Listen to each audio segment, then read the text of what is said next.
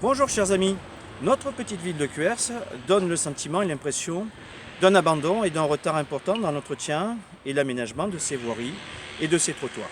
Nous relevons des problèmes de sécurité pour les piétons entre les périphéries et le centre de Cuers, avec des trottoirs trop étroits et interrompus.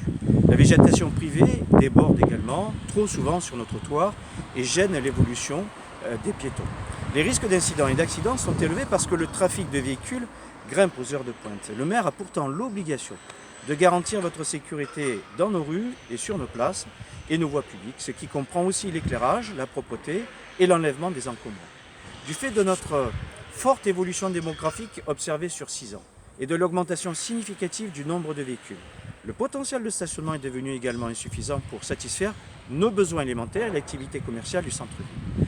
Nous voulons faire un état des lieux complet des voiries, des trottoirs et du potentiel de stationnement en début de mandat si vous nous faites confiance.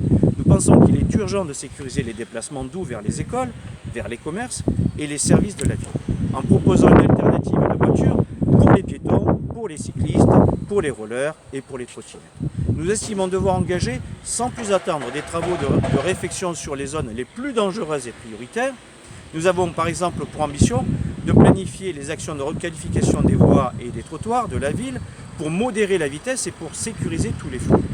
Alors à côté des travaux à lancer évidemment sur l'avenue Maréchal Joffre, nous avons aussi l'ambition d'engager un chantier d'aménagement sur l'avenue Adjudant-Orcade parce que c'est un axe structurant et départemental qui supporte un trafic élevé d'environ 7600 véhicules par jour.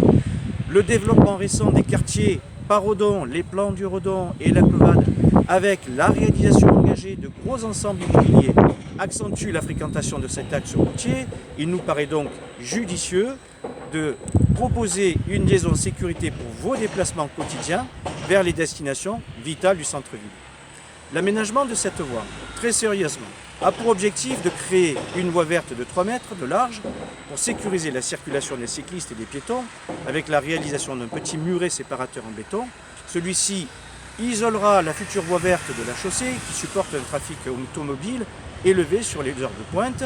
Nous voulons également élargir le trottoir existant à 1,40 m et garantir sa continuité conformément à la réglementation relative au déplacement des personnes à mobilité réduite.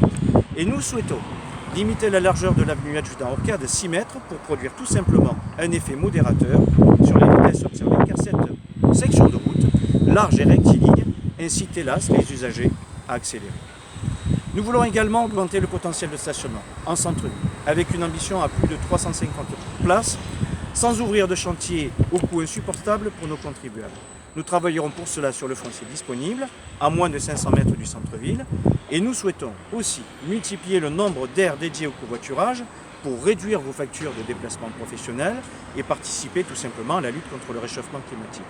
Et nous ferons le nécessaire, chers amis, pour ordonner la mise en conformité de la végétation débordante sur la voirie municipale. Enfin, nous lancerons un nouveau plan de circulation en concertation avec les riverains concernés en y intégrant tous vos besoins de sécurité routière et de tranquillité publique.